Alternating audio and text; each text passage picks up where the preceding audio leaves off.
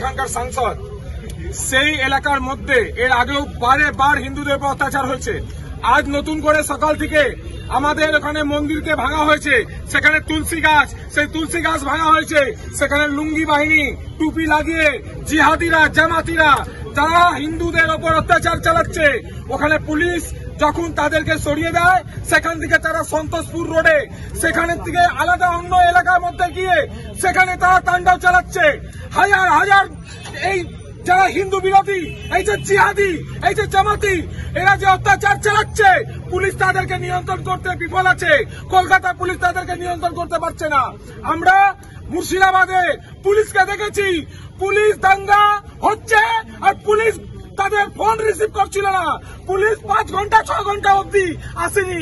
হরগোবিন্দ দাসের রক্ত ঝরিয়েছে, হরগোবিন্দ দাসকে খুন করা হয়েছে, তার ছেলেকে খুন করা হয়েছে। আমরা মুর্শিদাবাদ হতে দেব না। এই কলকাতার মধ্যে আমরা চাই সময় থাকতে রাজ্যপাল এখানে হস্তক্ষেপ করে আমাদের এখানে প্যারামিলিটারি ফোর্স নামিয়ে আমাদের হিন্দুদের রক্ষা করুন, সন্তোষপুরে হিন্দুদের রক্ষা করুন, রবীন্দ্রনগরের যে এলাকাতে আমাদের হিন্দুরা আছে তাদের রক্ষা করুন, আমাদের মন্দিরকে রক্ষা করুন। কারণ ওইখানে বলছে নাকি হিন্দুদের থাকতে দেবো না, মন্দির বন্ধ করে দেবো, মন্দির আমরা খুলতে দেবো না।